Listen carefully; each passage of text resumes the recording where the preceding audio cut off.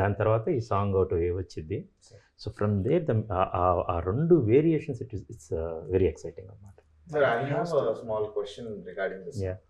ఈ దస్సోరా అనే వర్డ్ ఎలా వచ్చింది? అది సార్ రాశారా, మీరు ఇచ్చారా?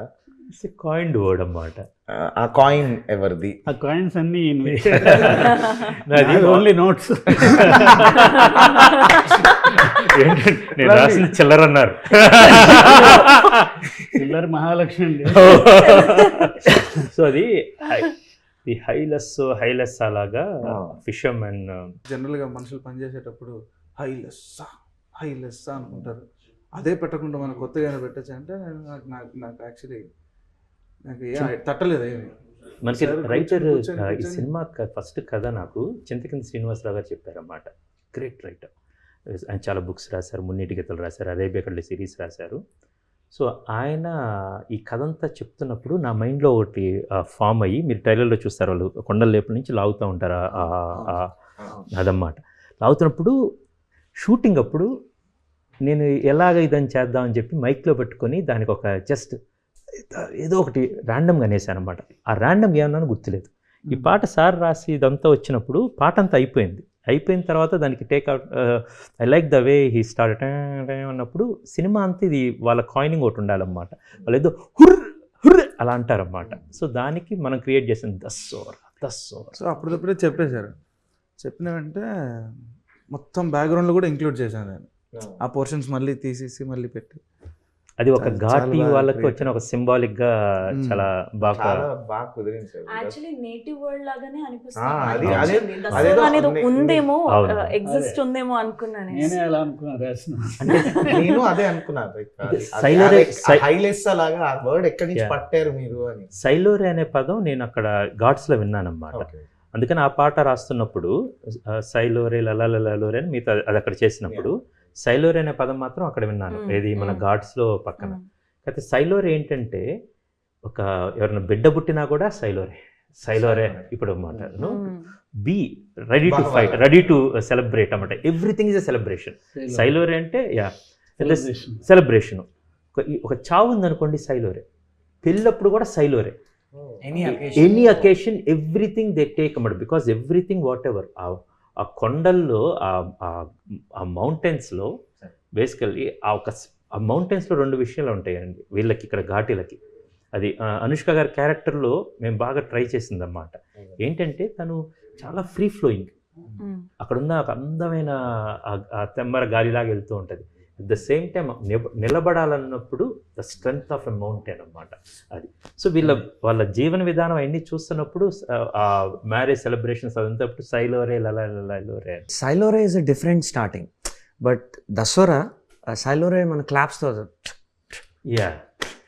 సైలోరే అది ఆ ఫీల్ వేరు కదా సార్.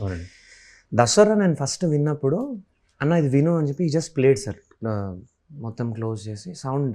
యూజువల్లీ మేమిద్దరం ఉన్నప్పుడు sound is very high, full sound దస్సోర్ అని వచ్చింది సార్. ఫస్ట్ అయిపోయింది సార్, అక్కడ నేను ఫ్లాట్ ఫస్ట్. అంటే the way we connect to that groove దస్సోరా హో అని అన్నాడు. నేను అక్కడ ఒక్క నిమిషం ఆగు, మళ్ళీ ప్లే చేయి, మళ్ళీ go back and we played it again. But the entire duration of the song, sir, we were into the tune. I was into the tune. అసలు భలే కుదిరింది సాగర్ ఇది. అసలు అంటే ఇంకా లిరిక్ రాలేదు సార్ అప్పటికి, ట్యూన్ వర్షనే ఉంది. సో అది పాడినప్పుడు అక్కడే ఉంది ఇంకా. కానీ అసలు అది నానే కాదు, నానే కొన్ని ఆ ఆఫ్స్ అంటే చాలా బ్యూటిఫుల్గా కుదిరింది సార్. దాని తర్వాత ఇది ఫైనల్ అయిందా ఫస్ట్ ఎవ్రీ టైం మేము మాట్లాడుకో సాగర్ ఇది ఫైనల్ అంటే ఆల్మోస్ట్ అన్న సార్ కాల్ కోసం మీటింగ్, ఆల్మోస్ట్ అన్న సార్ కాల్ కోసం. So we are anticipating every change sir. అంటే ఒక్కొక్క లైన్లో చేంజ్ ఎక్కడెక్కడ అయిందో కూడా వీ రికార్డెడ్. వాటి తర్వాత I also recorded. So after the final shaping of the song, Saketh వచ్చి పాడిన తర్వాత మొత్తం వోకల్స్ అయిపోయిన తర్వాత సార్ అప్పుడు ఆ రోజు విన్నాం సార్ పాట. అసలు it was an amazing feeling sir. సైలోరే అట్లానే ఉండింది, ఎందుకంటే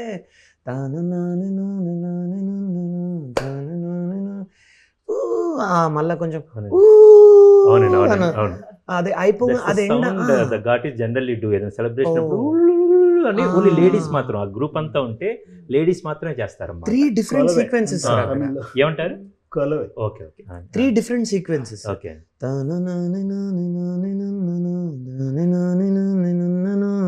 అది ఎండ్ అయ్యే దగ్గర ఈ షౌట్ వస్తుంది, అవునండి. అయిపోగానే అదే మంచి అక్కడ tune we get the groove. అవును. అక్కడ అసలు మేము చాలా ఎక్సైట్ అయిపోయినాం సార్ సైలోరేకి. Yeah. అండ్ దసరా ఇంకా it became more special. The next one అండి, యాక్చువల్గా అది కూడా మూర్తి గారు రాసిందన్నమాట. One of my most favourite compositions Sagar చేసింది, చాలా బాగుంటుంది. దసరా అంటున్నాం కదా, Ah. ఒకసారి ఆయన అంటే బాగుంటుంది. ఓకే. మన నెక్స్ట్కి వెళ్ళిపోయాం. Yeah yeah. కండలు పని బరువెట్టి కొండల బండలు పడగొట్టి పారే నెత్తుటి తడిబెట్టి రాస్తాలేసిన ఘాటి ఉడుముగ పట్టుని బిగబట్టి ఏయ్. చూపుకి డేగల కళ్ళెట్టి ఊసర వెల్లికి సరిసాటి రంగులు మార్చేటి ఘాటి ఘాటి గగఘాటి ఘాటి గగ్ఘాటి ఘాటి గగఘాటి గగ్ఘాటి గగ గగ గగ. సార్ అసలు ఎలా ఈ స్టోరీ మీకు ఎలా ఇన్స్పిరేషన్, అదేమైనా బుక్కా లేకపోతే? అంటే ఇది చింతకింది గారు ఒక కథ చెప్పారండి. ఇప్పటి నుంచో నేను అనుష్క గారితో ఈ సినిమా మేము వేదంలో సరోజ క్యారెక్టర్ తను చేశారన్నమాట. బేసికల్గా అరుంధతి నుంచి వేదం సరోజ కావచ్చు, బాహుబలి నుంచి బాగుమతి కావచ్చు, స్వీటీ గారు ఎన్ని ఐకానిక్ పర్ఫార్మెన్స్లు ఉన్నాయో, amazing iconic performance. So then Saroja తర్వాత మేము మళ్ళీ ఒక సినిమా చేద్దామని, good friends and great soul, actually beautiful human being. ఇప్పుడు జనరల్గా ఆ సినిమా చేద్దాం అనుకుంటున్నాం, కానీ వీ నో ఎప్పుడో అది కథ ఉంటుందని. దెన్ ఐ గాట్ ఇది అరేబియా కడలో నేను వెబ్ సిరీస్ చేస్తున్నప్పుడు చింతకింది గారు రాస్తే, దెన్ సరే ఈ ఏరియాలో మీరు తిరిగిన ఒక కథ చెప్పండి అంటే, నాకు తూర్పు కనుమల్లో జరిగే ఒక చిన్న కథ చెప్పారు ఘాటీలు అనే వాళ్ళ గురించి. చాలా ఎక్సైటింగ్ ఉంటుందండి, ఇది విల్ డెవలప్ దిస్ అని ఆయన స్టోరీ రాయటం స్టార్ట్ చేశారు. దెన్ వీఆర్ థింకింగ్ ఇది చేయాలి. దెన్ ఒకసారి వచ్చేసరికి దెన్ ఆ పట్టు దొరికింది, ఆ శీలావతి అన్నమాట. It's story of a victim who becomes a criminal. They made a criminal but she rose to a great legend అన్నమాట. ఒక విక్టిమ్ ప్రతి ఒక్కరికి లైఫ్లో కింద పట్టడం అనేది సర్వసాధారణం. మా పోస్టర్ మీద కూడా ఉంటుంది sir, victim criminal. Exactly, victim criminal. అది సో ఆ లైన్ దొరకంగానే దెన్ ఓకే దొరికింది కదా, థాడ్ దొరికింది అన్నమాట. Then we developed it and everything. Then పోయిన దసరాకు కాక అంతకుముందు నుంచి ఎప్పటి నుంచో స్వీట్తో సినిమా చేయాలి, పెండింగ్ ఉందన్నమాట. మన first from entertainments and UV ఫిల్మ్స్లో కలిసి. సో ఐ వాజ్ వెయిటింగ్ ఇది అనుకున్నప్పుడు దెన్ ఐ కాల్ స్వీటీ ఒక కథ ఉంది అని. Then we discussed and this the story we should do అని. సో ఇప్పుడు విక్టిమ్, క్రిమినల్, లెజెండ్ బేసికల్గా. From there I want to discuss about your song. మీ ఇద్దరు పాడిందన్నమాట. That's my most favourite song actually. అన్ని పాటలు ఐ గాట్ ఇప్పుడు total మనకి 6 పాటలు ఉన్నాయి. ఓకే, ఇందులో సో ఈ పాట జర్నీ గురించి నాకన్నా మీరు నాకు చెప్పండి యాక్చువల్గా. Absolutely sir.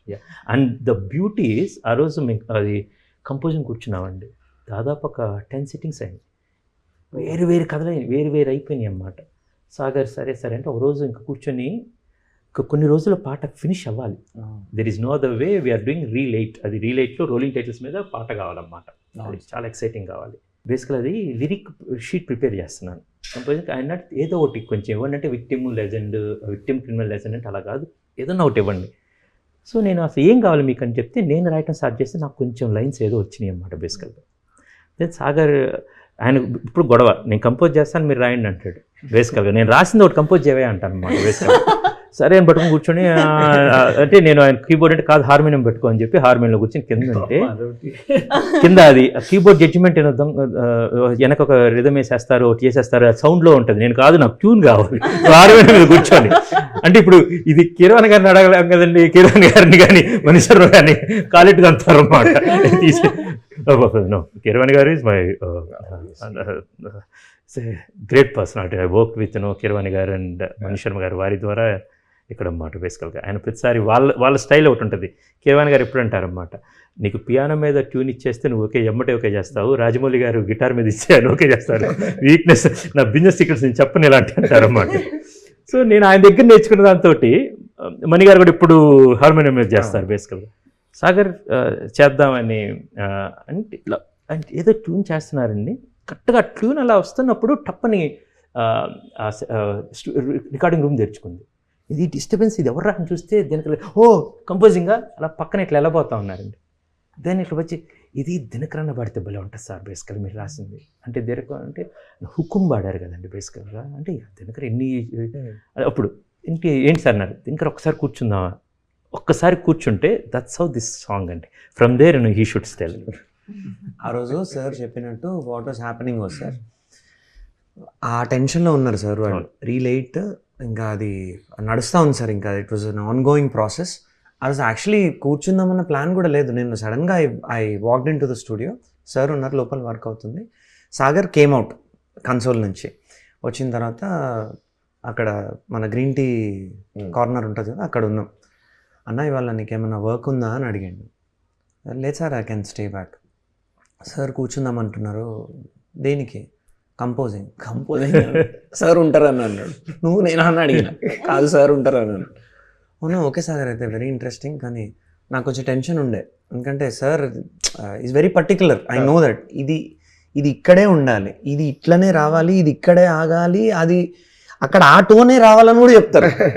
అంటే అది it's not spoon fitting base, అది ఏంటంటే సినిమా అంతా చూసాము, there is a vision I'm already carry, he knows what he wants basically. Already అక్కడ స్వీటీ గారు ఎలా నించున్నారు ఏంటి అనేది కూడా అదంతా ఫిక్స్ అయింది అన్నమాట. అండ్ రెఫరెన్స్ ఇచ్చింది అనమాట. So we started guitar, Sagar was telling me the tune, నేర్పిస్తున్నాడు అనమాట. రఫ్గా పాడుతున్నా, జస్ట్ మానిటర్ మనకనగానే సార్ ఇంకా give me so much of power, starting first line entry. So I still remember sir, ఎందుకంటే అది నీలో రగిలే దీపం అని సార్ పాడి వినిపించిండు నాకు. ఇట్లా నేను నీలో రగిలే దీపం అని పాడిన ట్యూన్. సార్ వాజ్ లైక్ ఇంకా power give me that you know ఇట్లా it has to you have to బార్జిన్. I still remember. And then we start ఆ కంపోజింగ్లోనే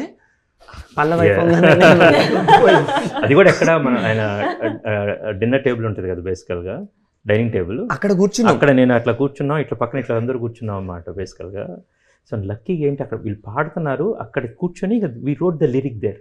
అండ్ అప్పటికప్పుడు మళ్ళీ చేంజెస్ కూడా చేసేసాను సార్ యాక్చువల్లీ, ఎందుకంటే కొన్ని మీటర్లో సెట్ అవుతా లేకుండే. దాని తర్వాత Sagar was teaching me the tune, of పోతాయి కొన్ని, ఆఫ్ మీటర్ ఉన్నాయి కొన్ని, స్టార్టింగ్ కొంచెం ల్యాండింగ్స్ అండ్ మళ్ళీ స్టార్ట్ అవ్వడం.